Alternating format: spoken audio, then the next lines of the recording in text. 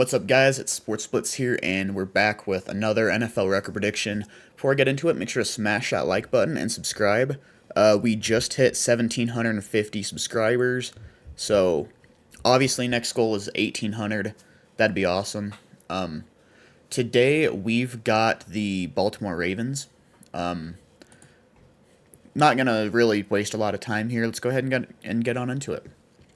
So, looking at their depth chart, I mean, Lamar Jackson's the top 3 quarterback in the league. I mean, like you can move around him, Josh Allen, and Joe Burrow, and I mean, really, you could still throw Patrick Mahomes in there too, even though he's coming off a bad year. Well, bad year, not really bad in terms of record, but I mean, still, like he's in that mix of like elite quarterbacks. So I mean, obviously they're in a good spot there. As far as running backs, I mean, Derrick Henry is, a top 2 or 3 running back in the league. Obviously, I wouldn't put him over Saquon Barkley, but I mean, he's probably number 2. If he's not, he's like 2A and 2B sort of thing with Jahmyr Gibbs, in my opinion. So, yeah, really good at running back as well. I'm not too crazy high on Justice Hill, but I will say, for what we've seen so far of Keaton Mitchell, I'm impressed. I think as a number 2 or 3 running back, he is very talented. So yeah, I think they're totally fine at running back. As far as wide receivers go, I'm gonna be honest. Zay Flowers is the only one there that I'm like, okay, he can make some real noise there because Rashad Bateman, like, yeah, he's a little bit more of a disrespected receiver in the league. Like, people really don't think he's as good as he is. But I also wouldn't consider him like a top of the league high end wide receiver too, like I would, say like a T. Higgins or George Pickens or I mean, honestly, even though he's coming off a bad year, Jalen Waddle or Devontae Smith, like wouldn't consider him that high end, but he's a solid wide receiver too. And then DeAndre Hopkins, like in terms of using him as a wide receiver 3, he's not gonna be horrible, but he's definitely well past his prime. You're not gonna expect him to go out there and have 1,000 yard season, or double digit touchdowns, anything crazy like that. But I mean, he can be a key guy on, third down once in a while. He can be a good red zone threat once in a while. So I mean, wide receiver core isn't awful. I do think it could get a little bit better, but it's not terrible. And then for tight end, I think they are in a great spot. I think both Mark Andrews and Isaiah Likely are great tight ends. Honestly, I'd throw both of them in top 15. Mark Andrews is top 10 for me, and Isaiah Likely's somewhere in that 10 to 15 range. So, I mean, they're set at tight end. I know they really like to run a lot of like 2 tight end sets as well. So that can also make up for not having a ton of depth at wide receiver. So I think they're off to a good start there. As far as fullback goes, Patrick Ricard. Not a lot of teams still use a fullback in today's game, but Patrick Ricard's really solid, honestly. So they're set there. Going to offensive line, Ronnie Stanley is just about as good of a left tackle as you can get. So they're set there. Left guard Andrew Voorhees, also a pretty solid guard. I would say especially in the run game. That helps Derrick Henry quite a bit. So they're in a good spot there too. They've got Tyler Linderbaum, who is a top 3 center in the league. Honestly, I might put him at number 2 just behind Creed Humphrey. He is a very, very good center. No worries there. Daniel Falele at right guard. Now normally he was a right tackle. I I'm not gonna lie, I don't know too much about how he can play at right guard. And maybe that's just ignorance on my part. Maybe I haven't really paid too much attention there. I don't know if he played much at right guard this last season or not either. So Ravens fans can let me know.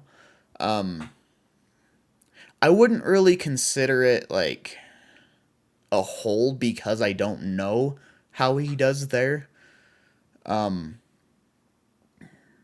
But also with that in mind, they could probably get better at that spot. And honestly, with them drafting Emory Jones, if Falele doesn't do well at right guard, I think Emory Jones could come in and play pretty solid for them right there. So I wouldn't really consider right guard like a worry for them.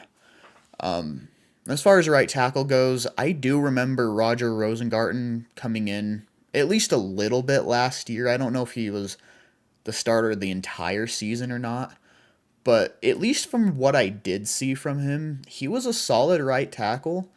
I'm not gonna say he was anything like crazy or special, but I mean he got the job done. He wasn't a liability. So I mean, looking at this offense, like there's really no big worries there.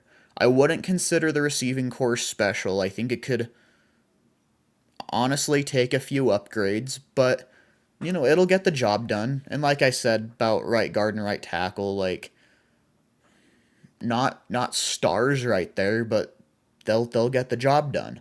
So really no real worries with the offense. So moving on to defense.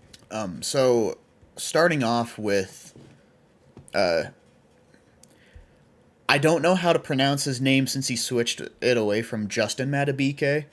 So I'm just gonna refer to him as Madubuike. I mean he's a really really solid D end. He got paid. I think it was last off season. And he's a really really good D end D tackle sort of guy. Where it's in a 3-4 like that, like he's technically considered a D end, but like if you convert it over to a 4-3, he'd definitely be a D tackle. So, we'll consider it like that. But I mean, I don't know if he was a double digit sack guy in 2024. I believe he was in 2023. I want to hurry and fact check that right now because I don't want to tell you guys wrong. So in 2024 he was 6.5 sacks. 2023 was 13 sacks. I mean, 6.5 sacks for that position really is not bad. Especially considering how good of a run stopper he was as well. So no concerns there. At nose tackle they've got Travis Jones. I'm gonna be honest, I don't particularly know a whole lot about him. In his defense, though, like not a lot of nose tackles really do get a lot of recognition because they're pretty much there to eat up blocks and stop the run. They're not going to be guys getting a lot of sacks or anything like that. So, wouldn't consider it a hole because, well, they've got a good run game up the middle. So that kind of points to him doing his job. So Going to Broderick or Washington, I also can't really claim to know much about him. Um, I mean, I would say that's probably a little bit of a hole right there, but I mean, again, I don't know how big of a real concern it is right now. Um, I think especially when you go to like their linebackers right now and see how good their linebackers are, it can kind of make up for, you know, one of the defensive linemen not being great as well, you know.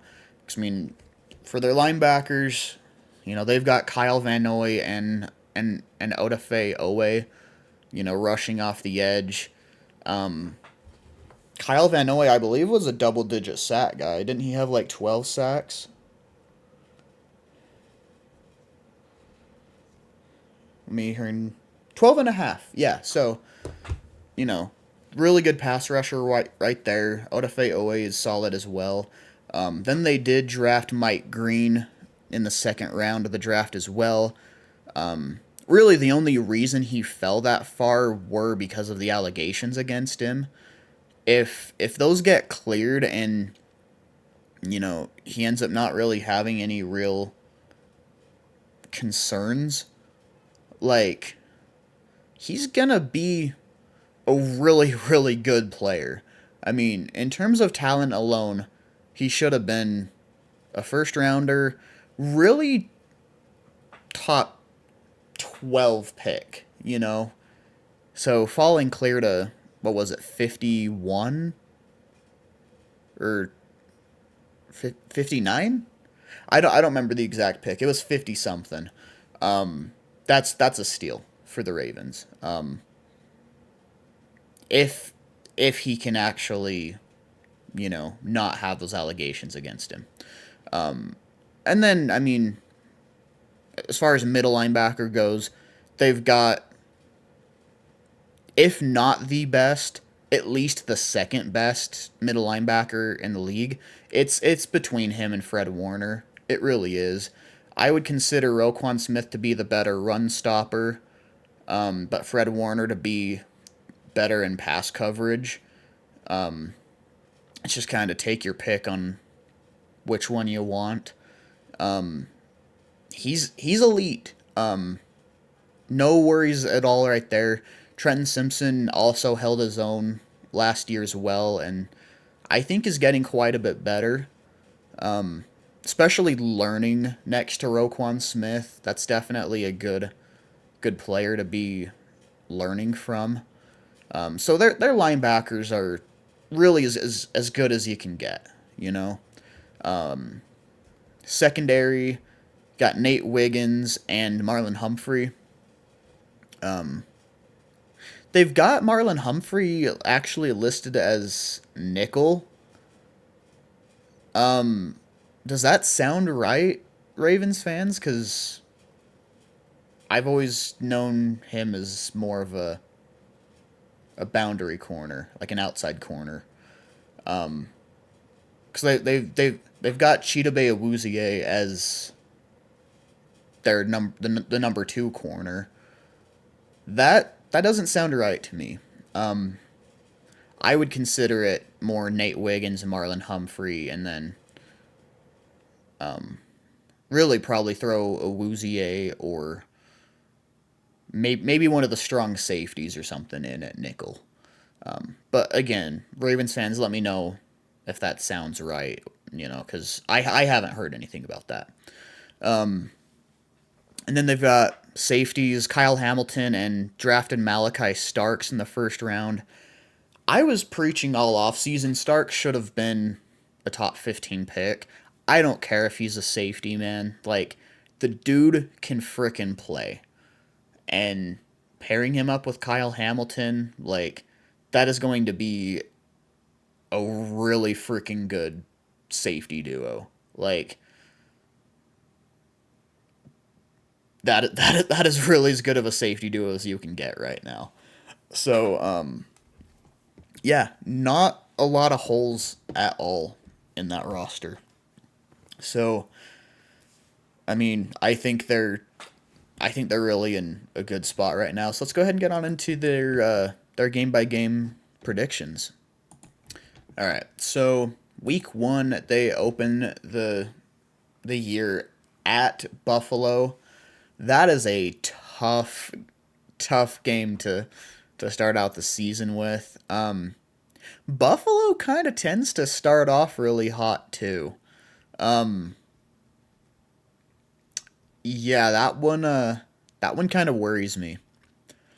I know the Ravens started off last year against the Chiefs, so I wouldn't necessarily throw the Ravens right out of this either because I mean that was a really close game last year too.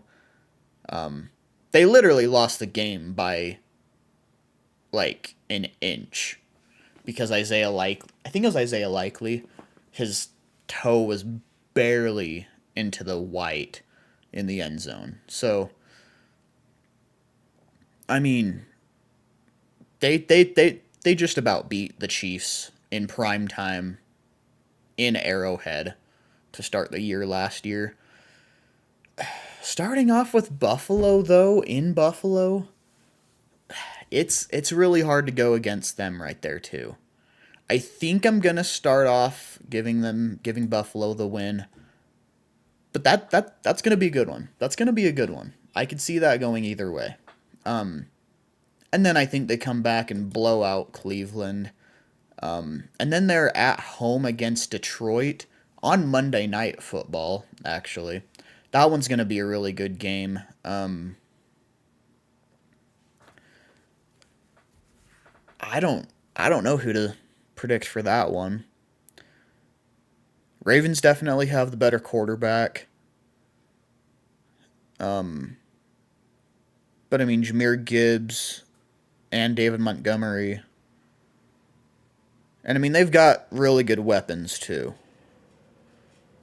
Aiden Hutchinson coming back from injury. That's going to be a good game. I'm going to give this one to the Ravens.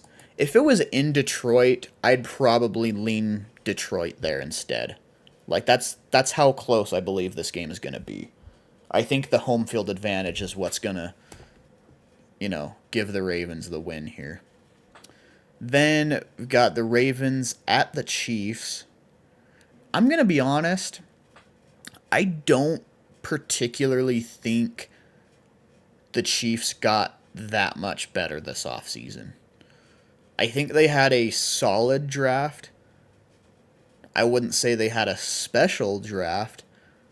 And I can't really think of anything too crazy they did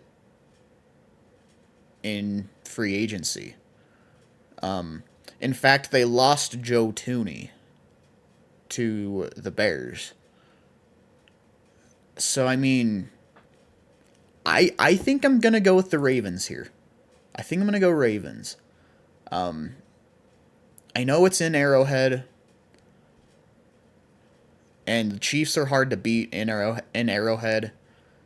But, I mean, this Ravens team is good. They're really good right now. I'm going to go Ravens against the Texans as well. I believe it was the Texans that... Or sorry, I believe it was the Ravens that the Texans had a super, super bad game against last year. I don't remember... I don't remember if it was in the playoffs or if it was just super late in the year. But I remember the Texans just played absolutely awful. That doesn't really give me a whole lot of hope for them against the Ravens here. So, giving that one to Baltimore. Then they've got they're home against the Rams. Yeah, I'm gonna go ahead and give this one to the Ravens. I think they're the better team. I think the Rams lost some good players. Obviously losing Cooper Kupp. They did get Devontae Adams, so that helps. That kind of clears up that hole there. But they also lost Bobby Brown, who was really their best run stopper this last year on the interior. They did get Puna Ford. I personally think Bobby Brown's the better run stopper. Puna Ford can maybe get a couple sacks in there, but I think Bobby Brown's a better run stopper, personally. So I think Derrick Henry will be able to have his way against them. And honestly, I think Matt Stafford finally starts to take a little bit of a step back this season. I still think he's going to be like a top 15 quarterback, but he's not going to be like the elite Matt Stafford we've seen for a long time now. So then coming off the bye, they're playing Chicago. I'm not taking a lot of time with that. That's Ravens are winning that. And then they take on Miami on Thursday Night Football. I don't have a lot of hope for Miami being too good this year. I really don't. Giving that one to Baltimore. And then the Vikings. It's totally going to depend on how J.J. McCarthy plays. This is basically his rookie year. And this is a tough defense for him to be going up against in his rookie year. I know Kevin O'Connell has been a really, really good coach for quarterbacks since he's been there. But this is a pretty big task for him as a rookie quarterback. So I'm giving that to the Ravens. And then sweeping the Browns. I think they beat the Jets. I think the Jets do all right this year with Justin Fields. I think he kind of starts to find a home there and starts to play decently. But, I mean, it's year one there, and the Jets still have some holes in their roster. So I'm going with Baltimore there. Then Thursday Night Football against the Cincinnati Bengals. I say they split. So we're going to go Ravens win at home, and then Cincinnati wins at home as well. So then in between those two games, they're playing at home against Pittsburgh. I think this might finally be the year Pittsburgh goes under 500. I think still like 7 or 8 wins is on the table for him. But yeah, I'm giving that one to Baltimore. And I'm gonna say, with this in mind, I think there's a good shot, honestly, that Baltimore ends up with like the number 1 seed.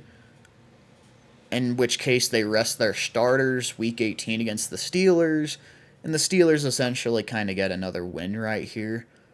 That kind of seems to be the trend just about every year, honestly.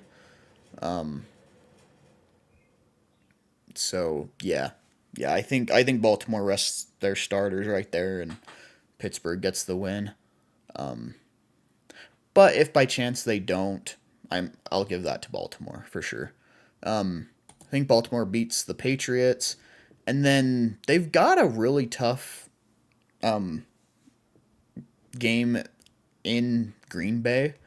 Looks to be a Saturday. That says 2 a.m. I don't know what time zone that is though. Anyways, a Saturday game. That should be a fun one. I think I'm still gonna go Baltimore there. I think Baltimore's just one of the most complete rosters out there. I really do. I mean, 14-3 record with literally the last game of the season being, a give me for the Steelers there because, resting their starters. Like, I think Baltimore's going to be in for a really, really good season. especially like a lot of these early on games, like you take away the Buffalo game, a lot of their harder games they're at home. You know, Detroit, Houston, LA. I know they're in Arrowhead for the Chiefs game, but I mean still like, you know, obviously they've got a home one against Cincinnati, you know, the Jets right there. Again, I wouldn't consider the Jets like a hard game, but I mean, being at home against the Texans and Rams, and I would even say the Bears, to be honest. Like that definitely helps the Ravens. So 14-3. Again, if they don't rest their starters week 18 against the Steelers, I'd say 15-2. Which, if there ends up being another team that's like right there that could steal the number one seed from them, you know, if that team were to win and the Ravens were to lose, I think there's a shot, at least, that the Ravens may play their starters so they can get that round one bye.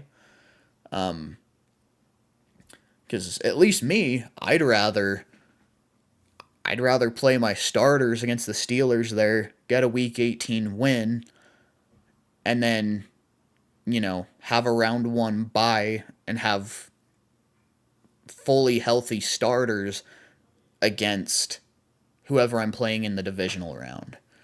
So, I don't know. I think the Ravens are in for a good season. 14-3. I think that sounds great. Let me know what you think of that, Ravens fans, and thanks for watching, and I'll see you next time. Later.